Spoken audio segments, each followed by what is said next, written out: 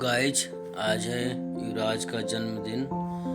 तो हर वर्ष की तरह इस वर्ष भी भगवान सत्यनारायण की कथा का आयोजन कराया जा रहा है और पंडित जी अभी कथा का वाचन करेंगे और हम लोग कथा सुनेंगे।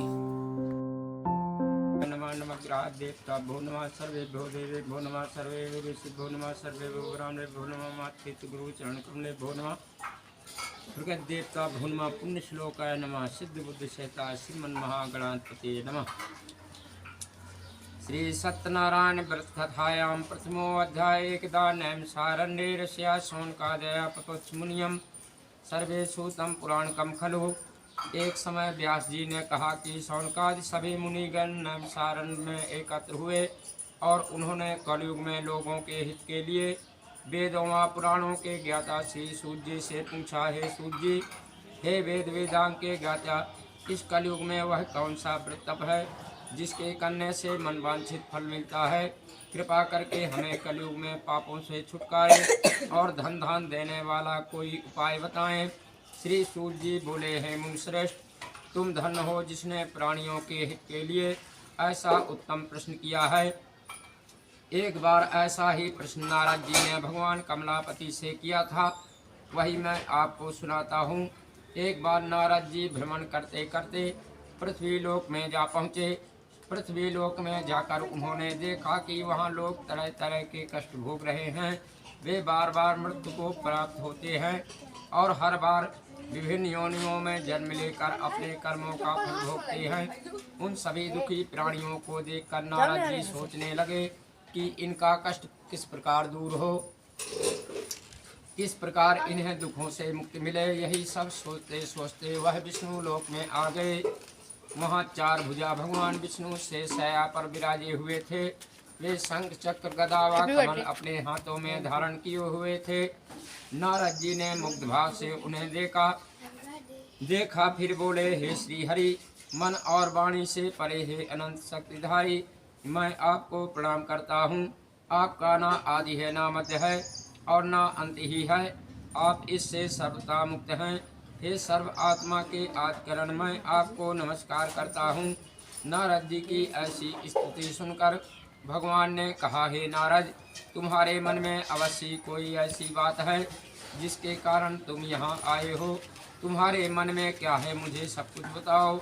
भगवान के ऐसे वचन सुनकर नारद जी ने कहा, हे प्रभु, मृत्युलोक के सभी प्राणी अपने पाप कर्मों के कारण बार बार विभिन्न योनियों में जन्म लेकर कष्ट भोग रहे हैं।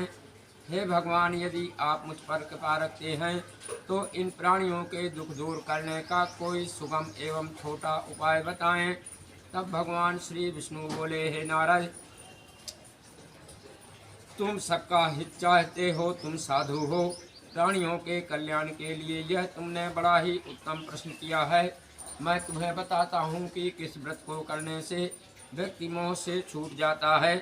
जो व्रत मैं तुम्हें बताने जा रहा हूँ वह स्वर्ग और मृत्यु दोनों लोकों में दुर्लभ है, किंतु तुम्हारे स्नेह के कारण मैं तुम्हें इसका पूरा विधि विधान बताता हूँ।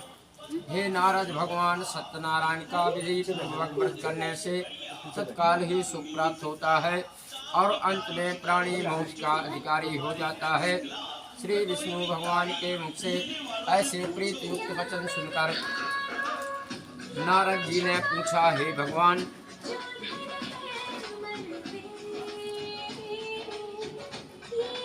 इस व्रत के करने से क्या फल प्राप्त होता है, इसकी विधि और समय क्या है तथा इसे पहले किस किसने किया? कृपा कर यह सभी विस्तार पूर्वक बताएं। श्री विष्णु भगवान ने कहा, हे नारद, यह व्रत दुख और शोक को दूर करने वाला है। इससे धन धान में वृद्धि होती है तथा सौभाग्यवान संतान की प्राप्ति होती है। प्राणी को चारों दिशाओं में विजय श्री दिलाने वाले इस व्रत को व्यक्ति किसी भी दिन पूर्ण श्रद्धा व भक्ति से कर सकता है। सायंकाल धर्म में पूरी आस्था रखते हुए बंधु बांधवों सहित किसी ब्राह्मण के सहयोग से भगवान श्री सत्यनारायण जी का पूजन करना चाहिए। सवाया प्रसाद बनाना चाहिए। प्रसाद में केले का फल, घी, दूध व गेहूँ का आटा लेना चाहिए। यदि गेहूँ का आटा उपलब्ध न हो तो चावल का आटा लें और उसमें शक्कर के स्थान पर गुड़ मिला लें। यह सब मिलाकर सवाया बना नैवेद्य भगवान को अर्पण करें। इसके बाद कथा सुनकर प्रसाद ग्रहण करना चाहिए तथा ब्राह्मणों को दक्षिणा देनी चाहिए। बंधु बांधवों सहित ब्राह्मणों को भोजन कराकर स्वयं भी भोजन करना चाहिए। प्रसाद आदि ग्रहण करने के बाद भजन कीर्तन आदि करना चाहिए। फिर भगवान सत्यनारायण का स्मरण करते हुए सभी बंधु बांधव अपने घरों को प्रस्थान करें। इस प्रकार जो भी भगवान श्री सत्यनारायण जी का व्रत पूजन करता है उसकी सभी मनोकामनाएं अवश्य पूर्ण होती हैं। इस कलयुग में दुख एवं दरिद्रता से छुटकारा पाने का इससे छोटा कोई उपाय नहीं है। श्री स्कंद पुराणे रेवाखंडे श्री सत्यनारायण व्रत कथायाम बोलिए सत्यनारायण भगवान की जय। ओम परमात्मने नमः। द्वितीय अध्याय बोलिए सत्यनारायण भगवान की जय। श्रीमन्नारायण नारायण नारायण बद्री नारायण नारायण नारायण लक्ष्मी नारायण नारायण नारायण। ओम श्री सत्यनारायण नमः। द्वितीय अध्याय सूत्रवाद। सूत जी बोले हे मनुष्य पहले इस व्रत को किस किसने किया, अब मैं तुम्हें इस विषय में बताता हूँ। बहुत ही रमणीय स्थल काशीपुरी में एक बड़ा ही निर्धन ब्राह्मण रहता था। वह भूख प्यास से दुखी यहाँ वहाँ भटक भिक्षा मांगकर अपना पेट भरता था। इस ब्राह्मण को दुखी देखकर ब्राह्मणों से प्रीत करने वाले भगवान विष्णु बड़े व्यथित हुए। फिर एक दिन वे बूढ़े ब्राह्मण का वेश धारण कर पृथ्वी पर आकर उस ब्राह्मण से बोले, हे विप्र, तुम इतने दुखी होकर इस पृथ्वी पर क्यों भटक रहे हो? कृपा कर मुझको अपनी विपदा बताओ। ब्राह्मण वाच ब्राह्मणो अदरिद्रो हम भिक्षार्थम वै भ्रवे महिम। ब्राह्मण बोला, हे बंधु, मैं अत्यंत ही निर्धन और दुखी हूँ। क्या आप इस निर्धनता से मुक्त होने का कोई उपाय जानते हैं? यदि जानते हैं तो कृपा कर मुझको बताएं। मैं वह उपाय अवश्य करूँगा ताकि मुझे इस कष्टपूर्ण जीवन से मुक्ति मिले। बूढ़े ब्राह्मण ने कहा, सत्यनारायण सो भगवान विष्णु सबको मनचाहा फल देने वाले हैं। अतः हे विप्र, तुम उन्हीं का उत्तम व्रतवा पूजन करो। भगवान सत्यनारायण का व्रतवा पूजन करने से मनुष्य के सब दुख दूर हो जाते हैं। हे भगवान, गरीब ब्राह्मण ने कहा, कृपया मुझे इस व्रत का विधान बताएं। आपके अनुसार मैं उत्तम फल प्रदान करने वाले इस व्रत को अवश्य करूंगा। बूढ़े ब्राह्मण वेशधारी भगवान विष्णु ने उसे सत्यदेव भगवान के व्रत पूजन का विधान बताया और अंतर्ध्यान हो गए। निर्धन ब्राह्मण ने मन ही मन में संकल्प लिया कि वह बूढ़े ब्राह्मण द्वारा बताया गया व्रत अवश्य करेगा। इन्हीं विचारों के कारण उसे रात भर नींद नहीं आई। दूसरे दिन वह इस संकल्प के साथ भिक्षाटन के लिए निकला कि आज जो कुछ भी भिक्षा में मिलेगा उससे मैं श्री सत्यनारायण जी का व्रत पूजन करूंगा। उस दिन उसे भिक्षा में काफी द्रव्य प्राप्त हुआ। उसी से ब्राह्मण ने अपने बंधु बांधवों सहित श्री सत्यनारायण भगवान का व्रत किया। व्रत के प्रभाव और भगवान सत्यदेव की कृपा से वह संपत्तिवान हो गया। तब से उस ब्राह्मण ने प्रतिमाह व्रत रखना आरंभ कर दिया और अंत में सब पापों से मुक्त हो मोक्ष को प्राप्त हुआ। हे विप्रो, इस प्रकार पृथ्वी पर जो कोई भी श्रद्धापूर्वक इस व्रत को करेगा उसके सभी दुख दूर होंगे। श्रीमन नारायण जी ने यही वचन नारद जी से कहे थे। अब आप लोग बताइए कि और क्या जानने की इच्छा है? तब श्री ऋषि गणों ने पूछा, हे सूत जी, अब यह बताएं कि आगे चलकर ब्राह्मण के बाद किस किस ने इस व्रत को किया, यह जानने की हमारी प्रबल इच्छा है। तब सूत जी बोले, उस ब्राह्मण से सुनकर आगे यह व्रत किन किन लोगों ने किया यह भी ध्यान पूर्वक सुनो। वह ब्राह्मण धन धान से भरपूर होकर एक बार व्रत कर रहा था कि एक लकड़हारा वहां आया। लकड़ी का बोझ बाहर रखकर वह प्यास बुझाने के उद्देश्य से ब्राह्मण के घर में गया। वहां उसने ब्राह्मण को देखा जो अपने बंधु बांधवों सहित भगवान श्री सत्यनारायण जी का व्रत और पूजन कर रहा था। वह सब देख लकड़हारे को बड़ी उत्सुकता हुई। उसने ब्राह्मण को प्रणाम करके पूछा, हे प्रभु, हे ब्राह्मण देव, आप यह किसका पूजन कर रहे हैं और इस पूजन का क्या फल मिलता है? कृपा कर विस्तार पूर्वक मुझे बताएं। ब्राह्मण बोला, हे भाई लकड़हारे, यह हम भगवान सत्यनारायण का व्रत और पूजन कर रहे हैं। सत्यदेव भगवान का यह व्रत सभी मनोरथों को सिद्ध करने वाला और सुख फलदायी है। उन्हीं की कृपा से मेरे घर में यह सब धन दान और सुख वैभव है। यह जानकर लकड़हारा बहुत प्रसन्न हुआ। वह प्रसाद ग्रहण करके तथा जल पीकर बाहर आया और अपना गट्ठर उठाकर लकड़ी बेचने के लिए शहर को चल दिया। रास्ते में चलते चलते उसने सोचा कि आज यह लकड़ियां बेचकर जो भी धन प्राप्त होगा उससे मैं भी भगवान सत्यनारायण का व्रत और पूजन करूंगा। यह संकल्प कर वह उस बस्ती की ओर चल दिया जहां नगर के अमीर लोग रहते थे। भगवान सत्यनारायण की ऐसी कृपा हुई कि उस दिन उसे लकड़ियों के दुगने दाम प्राप्त हुए। लकड़हारे ने प्रसन्न होकर पके केले, शक्कर, घी, दूध और गेहूं का आटा सवाया बनवा कर खरीद लिया और अपने घर की ओर चल पड़ा। लकड़हारे ने अपने भाई बंधुओं सहित विधि पूर्वक भगवान का पूजन व्रत किया। व्रत के प्रभाव से वह पुत्रवान और धनवान बन गया। फिर इस लोक में चिरकाल तक सुख भोग कर अंत में भगवान सत्यनारायण की कृपा से उनके लोक को चला गया। श्री स्कंद पुराणे रेवा खंडे श्री सत्यनारायण व्रत कथायाम द्वितीय अध्याय। बोलिए सत्यनारायण भगवान की जय। श्रीमन्नारायण नारायण नारायण, श्रीमन्नारायण नारायण नारायण, बद्री नारायण नारायण नारायण, लक्ष्मी नारायण नारायण नारायण, श्रीमन्नारायण नारायण नारायण। हरि ओम गोविंदाय नमः, परमात्मने नमः, श्री सत्यनारायणाय नमः। अर्थितो अध्याय।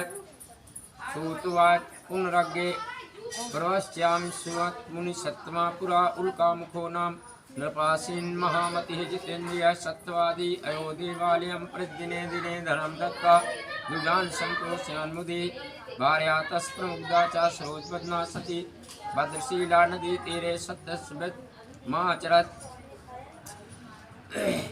श्री सूत जी बोले, हे मुनियों, अब मैं इससे आगे की कथा सुनाता हूँ, ध्यान पूर्वक सुनो। पूर्व काल में उल्कामुख नाम का एक बुद्धिमान राजा था। वह बड़ा ही जितेंद्रिय एवं सत्यवादी था। वह नित्य प्रति मंदिरों आदि में जाकर ब्राह्मणों को दान दक्षिणा देकर प्रसन्न रखता था। उसकी रानी बड़ी पतिव्रता और सुमुखी थी। एक बार वे राजा रानी भद्रशीला नदी के तट पर भगवान सत्यनारायण का व्रत कर रहे थे। उसी समय साधु नामक एक वैश्य धन धान से भरी अपनी नौका लेकर वहां पहुंचा। साधु वैश्य ने नाव को किनारे पर लगाकर व्रत पूजन में व्यस्त राजा रानी को देखा। फिर उनके निकट जाकर विनय पूर्वक राजा से बोला, हे राजन, आप इतने भक्ति भाव से यह किस देवता का पूजन कर रहे हैं? कृपा कर यह सब वृतांत मुझे भी बताएं। राजा उसकी विनय सुनकर बोला, हे वैश्य, हम अपने बंधु बांधवों से तेजस्वी भगवान श्री सत्यनारायण जी का व्रत और पूजन कर रहे हैं। यह हम सब पुत्रार्थ के प्राप्त के लिए कर रहे हैं। राजा की बात सुनकर साधु बोला, महाराज, आप कृपा करके मुझे इस व्रत के संबंध में सारा विधान बताएं ताकि मैं भी यह व्रत करूं। मेरे भी कोई संतान नहीं है। क्या इस व्रत के प्रभाव से मेरी संतान हो जाएगी? अवश्य होगी। वैश्य भगवान सत्यदेव किसी को कभी निराश नहीं करते। यह कहकर राजा ने उसे व्रत से संबंधित पूरा विधान बता दिया। सब कुछ जान लेने के बाद वैश्य खुशी खुशी अपने घर चल दिया। घर पहुंचकर उसने अपनी लीलावती को सब कुछ बताया। फिर बोला, यदि हमारे घर संतान हुई तो हम भी सत्यनारायण भगवान का व्रत करेंगे। उसकी पत्नी यह सुनकर बहुत प्रसन्न हुई। इस प्रकार दिन गुजरने लगे और कुछ समय बाद लीलावती गर्भवती हो गई। 10वें माह में उसने एक कन्या को जन्म दिया। यह कन्या चंद्र की कला की भांति दिनों दिन बढ़ने लगी। इस कन्या का नाम कलावती रखा गया। एक दिन लीलावती ने अपने पति से कहा, स्वामी, आपने कहा था कि जब हमारे घर संतान उत्पन्न हो जाएगी तब आप भगवान सत्यनारायण का व्रत व पूजन करेंगे। अब आप अपने संकल्प के अनुसार यह कार्य क्यों नहीं करते? साधु बोला, प्रिय, हम कन्या के विवाह के समय यह व्रत कर लेंगे। इसके बाद वैश्य पुनः अपने काम से दूसरे नगर को चला गया। इधर कन्या भगवान सत्यनारायण की कृपा से तेजी से बढ़ रही थी। एक दिन वैश्य ने अपनी पुत्री को सहेलियों के साथ विचरण करते देखा तो उसे सुध आई कि कन्या सयानी हो गई है और अब इसका विवाह कर देना चाहिए। अतः पत्नी से विचार विमर्श करके उसने शीघ्र ही कन्या के योग वर तलाशने के लिए अपने दूतों को भेज दिया। वैश्य की आज्ञा पाकर दूत सर्वप्रथम सुसंपन्न कांचन नगर को चल दिए। कुछ दिनों बाद वे वहां से एक बड़े ही गुणवान और सुंदर वैश्य पुत्र को अपने साथ ले आए। साधु वैश्य ने अपने बंधु बांधवों सहित उसे देखा और वार्तालाप करके संतुष्ट हो गया। फिर कुछ दिन बाद उसने विधि पूर्वक अपनी कन्या का विवाह उसके साथ कर दिया। लेकिन दुर्भाग्यवश उस समय भी वह भगवान श्री सत्यनारायण जी का व्रत और पूजन करना भूल गया। परिणाम स्वरूप श्री सत्यनारायण भगवान रुष्ट हो गए। इस प्रकार कुछ समय बीत गया। अब वैश्य ने सोचा कि व्यापार के लिए चलना चाहिए। अपने कार्य के प्रति वह सदा ही सचेत रहता था। अतः अपने जामाता को लेकर वह व्यापार के लिए चल दिया। इस बार वह समुद्र के समीप रत्नसाल नामक सुंदर और संपन्न नगर गया। वहां जाकर वह अपने जामाता के साथ व्यापार में व्यस्त हो गया। इस सुंदर और संपन्न नगर में राजा चंद्रकेतु का राज था। उस समय अपनी प्रतिज्ञा से भ्रष्ट हुए वैश्य को भगवान सत्यनारायण ने श्राप दे दिया कि हे वैश्य, तू घोर कष्ट को प्राप्त होगा। एक दिन राजा की संपत्ति चुराकर एक चोर वहां गया जहां वैश्य साधु और उसका जमाता ठहरे हुए थे। उसके पीछे राजा के सिपाही लगे हुए थे। अतः डर के मारे उसने राजा का चुराया हुआ धन वहीं छोड़ दिया और अदृश्य हो गया। उसके पीछे पीछे आए सिपाहियों ने राजा का धन वहां पड़ा देखा तो चोरी के अपराध में उन दोनों वैश्यों को बंदी बना लिया। हर्षित होकर सिपाहियों ने जाकर राजा को बताया, महाराज, राजमहल में चोरी करने वाले 2 चोरों को हम पकड़ लाए हैं, आप देखकर आज्ञा दें। राजा ने बिना कुछ देखे भाले और विचार की आज्ञा दी कि उन दोनों को बंदी गृह में डाल दिया जाए। भगवान श्री सत्यनारायण जी की माया से किसी ने भी उनकी बात नहीं सुनी। राजा चंद्रकेतु की आज्ञा से उनका सारा धन भी छीन लिया गया। उधर भगवान के श्राप के कारण वैश्य की पत्नी भी बहुत दुखी हो गई। उसके घर की सारी संपत्ति चोर ले गए। वह शरीर से रुग्ण होकर चिंतित अवस्था में अन्न के लिए घर घर भटकने लगी। पहनने ओढ़ने की क्या कहें, घर में खाने को अन्न का दाना तक नहीं रहा। ऐसा ही हाल उसकी पुत्री कलावती का भी था। एक दिन भूखी प्यासी कलावती एक ब्राह्मण के यहाँ गई जहाँ उसने भगवान सत्यनारायण जी का व्रत व पूजन होते देखा। उसने वहाँ बैठकर बड़ी श्रद्धा से कथा सुनी और प्रसाद लेकर रात को अपने घर लौटी। घर आने पर उसकी माँ ने पूछा, बेटी, इतनी रात गए तक तू कहाँ थी तथा तेरे मन में क्या है? कलावती ने माँ को बताया, मैंने एक ब्राह्मण के घर पर सभी मनोकामनाओं को पूर्ण करने वाले भगवान सत्यनारायण का व्रत होते देखा है। मैं भी वहीं थी और श्रद्धा पूर्वक कथा श्रवण कर रही थी। कन्या की बात सुनकर वैश्य की पत्नी को तत्काल स्मरण हो आया कि उसके पति ने व्रत करने का संकल्प लिया था किंतु आज तक व्रत नहीं किया। उसने सोचा कि संभव है इसीलिए हम पर यह कष्ट आ गए हों। यह सोचकर उसने तत्काल निर्णय लिया कि अपनी पुत्री के साथ वह भी इस व्रत को करेगी। दूसरे ही दिन लीलावती ने अपने बंधु बांधवों के साथ व्रत किया और भगवान सत्यदेव से प्रार्थना की कि उसके पति व जमाता शीघ्र लौट आएं। और प्रभु सत्यनारायण उनके अपराध को क्षमा करें। लीलावती द्वारा किए गए व्रत और उसकी प्रार्थना को सुनकर भगवान सत्यदेव प्रसन्न हो गए। उसी रात उन्होंने स्वप्न में राजा चंद्रकेत को दर्शन देकर आज्ञा दी कि हे राजा, सवेरा होते ही उन दोनों वैश्यों को मुक्त कर दे तथा उनका छीना हुआ धन लौटा दे। यदि ऐसा नहीं करेगा तो मैं धन और पुत्रों सहित तेरे राज का नाश कर दूंगा। इतना कहकर भगवान अंतर ध्यान हो गए। सुबह राजा की आंख खुली तो उसने सभी सभासदों को अपने स्वप्न के विषय में बताया।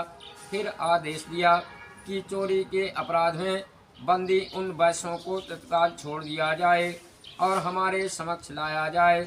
सिपाही आदर सहित उन दोनों को राजा के समक्ष ले आए।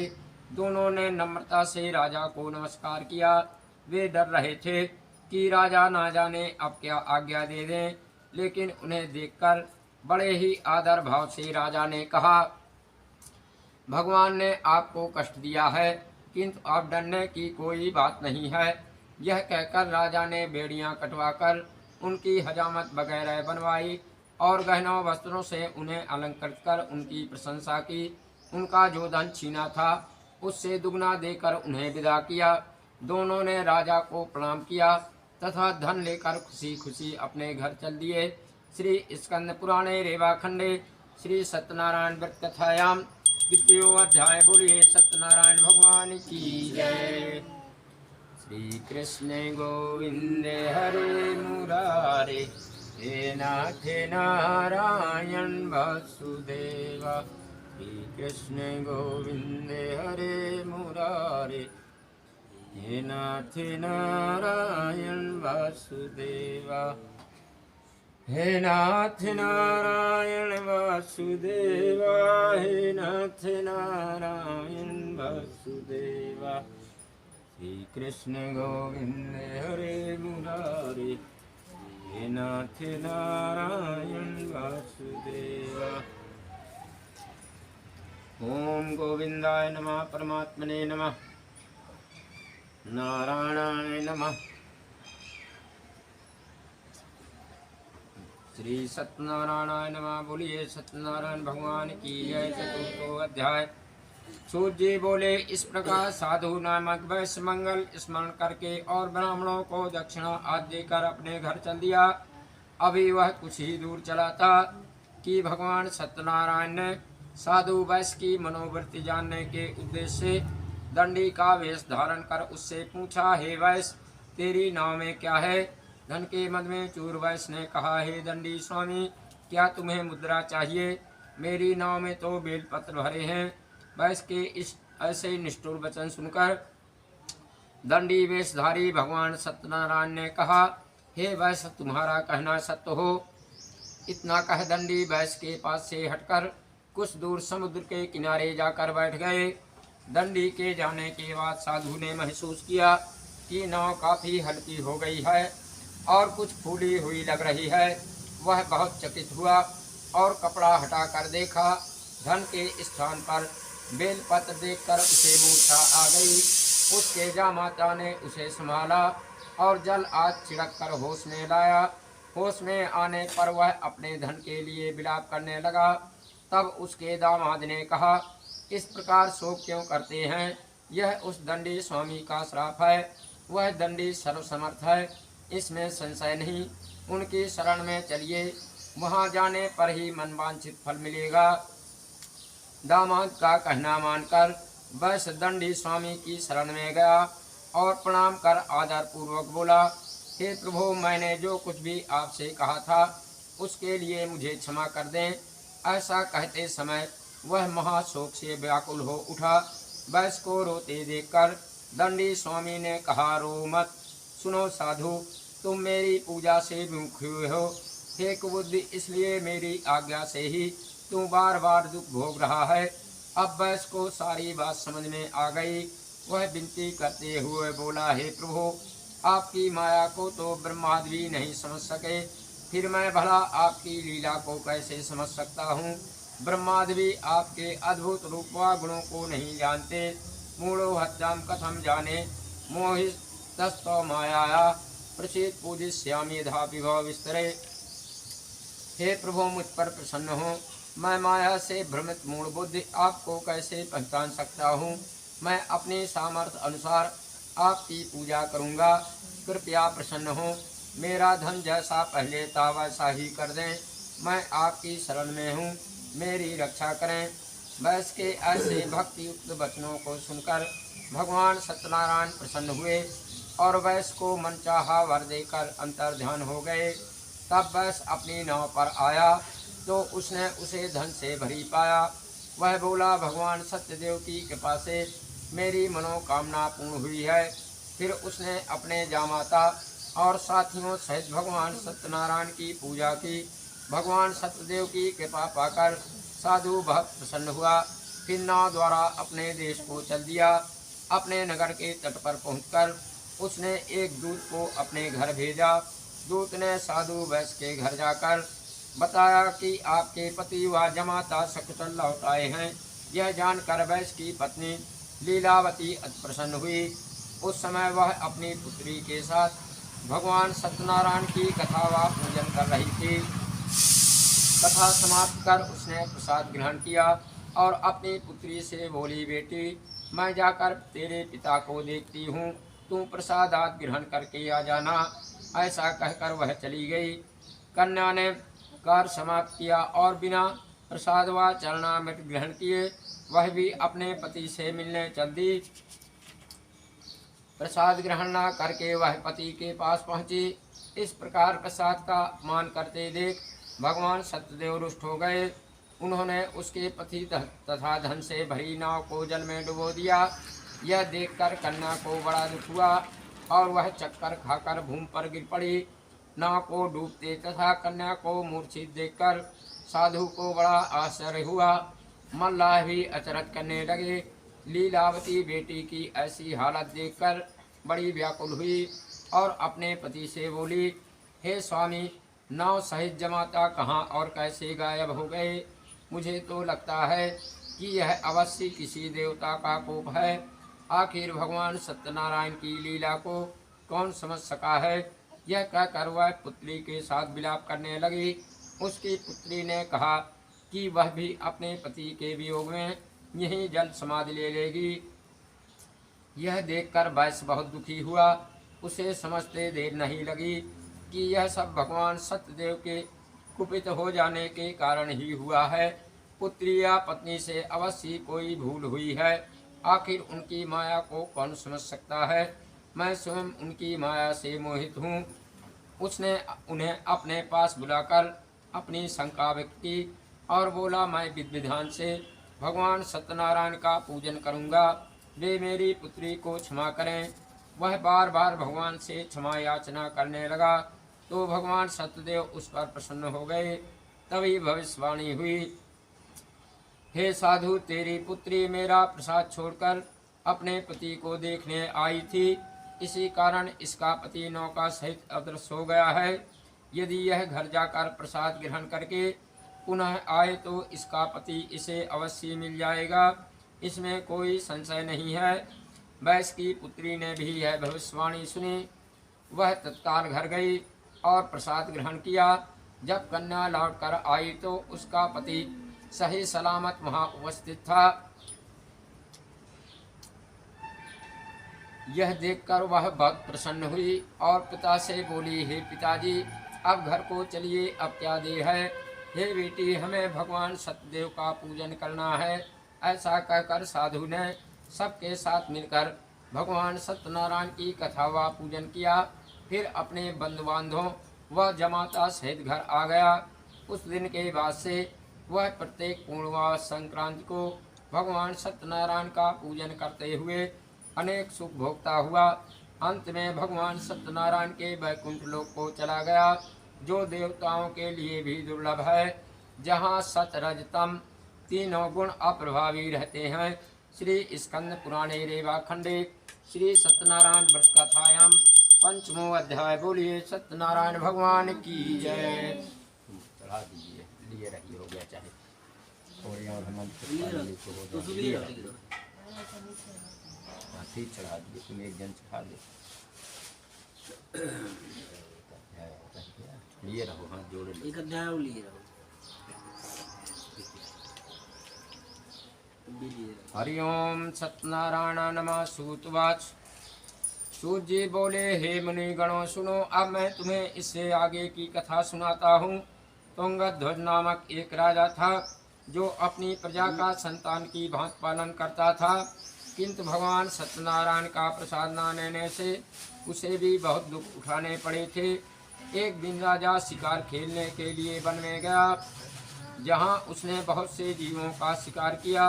वहीं एक वट वृक्ष के नीचे उसने कुछ ग्वालों को भगवान सत्यनारायण का पूजन करते देखा, किंतु गर्व के कारण न तो वह पूजन स्थल तक गया और न ही भगवान को प्रणाम किया। फिर भी गोप ग्वाले प्रसाद लेकर राजा के पास गए। प्रसाद राजा के समीप रखकर वे पूजन स्थल को लौट गए। राजा ने प्रसाद की ओर देखा भी नहीं, जिसके कारण उसे बड़ा ही दुख भोगना पड़ा। उसके सपुत्र धन दानवा राज सभी कुछ नष्ट हो गए। अतः राजा ने विचार किया और वहीं पहुंचा जहां भगवान सत्यदेव का पूजन हो रहा था। वहां जाकर राजा ने ग्वाल वालों के संग भगवान सत्यनारायण का पूजन किया और क्षमा याचना की। इससे भगवान सत्यनारायण प्रसन्न हो गए। उनकी कृपा से उसे पुत्र सब कुछ पुनः प्राप्त हो गया। फिर इस जीवन में सुख भोग कर अंत में वह सत्यनारायण भगवान के लोक को चला गया। इस परम दुर्लभ सत्यनारायण व्रत को जो भी धारण करता है और इसकी फलदायी कथा को भक्ति पूर्वक सुनता है, उसे श्री सत्यनारायण की कृपा से भरपूर धन धान आदि प्राप्त होते हैं, दरिद्र धन पाते हैं, बंदी बंधनों से मुक्त हो जाते हैं, भयग्रस्त का भय मिट जाता है। यह निसंदेह सत्य है। इस कथा व व्रत के प्रभाव से व्यक्ति जीवन भर सुख भोग कर अंत में सत्यलोक को पाता है। हे विप्रो, यह मैंने सत्यनारायण व्रत की कथा कही। इसके प्रभाव से व्यक्ति सब बंधनों से मुक्त हो जाता है। यह व्रत पूजन कलयुग में विशेष फलदायी है। भगवान सत्यनारायण अलग अलग समय में अलग अलग रूप धरकर अपने भक्तों को सुख पहुँचाते हैं। कोई उन्हें काल कहता है, कोई ईश्वर, कोई सत्यदेव, तो कोई सत्यनारायण। अनेक रूप धरकर भी वे मनचाहा फल देने वाले हैं। कलयुग में सत्यव्रत रूपी सनातन सत्यनारायण ही होंगे। सभी को मनचाहा फल देने के लिए भगवान विष्णु ने सत्यनारायण का रूप धर लिया है। हे मुनिगण, जो इस कथा का नित्य पाठ करेंगे अथवा सुनेंगे, श्री सत्यनारायण की कृपा से उनके समस्त पाप नष्ट हो जाएंगे। सूत जी बोले, हे मुनीश्वरों, जिन्होंने सत्यनारायण का व्रत पहले किया था, उनके अगले जन्म की कथा सुनाता हूँ। महान बुद्धिमान सतानंद ब्राह्मण सुदामा हुआ और श्री कृष्ण की आराधना कर मोक्ष को प्राप्त हुआ। लकड़ी बेचने वाला लकड़हारा भील गुहराज बना और श्री राम जी की सेवा कर मोक्ष का अधिकारी हुआ। राजा उल्कामुख महाराज दशरथ हुए और श्री रंगनाथ की पूजा कर वैकुंठवासी हुए। साधु नामक वैश्य सत्यव्रतधारी मौरध्वज राजा बना। वह आधा शरीर आरे से चीरकर दान देने के कारण मोक्ष को प्राप्त हुआ। राजा तुंगध्वज स्वयंभूमन हुए। वे सभी को वैष्णव पद पर लगा भागवत बना वैकुंठ को गए। श्री स्कंद पुराणे रेवाखंडे श्री सत्यनारायण व्रत कथायाम पंचमो अध्याय। बोलिए सत्यनारायण भगवान की जय। श्रीमन्नारायण नारायण नारायण।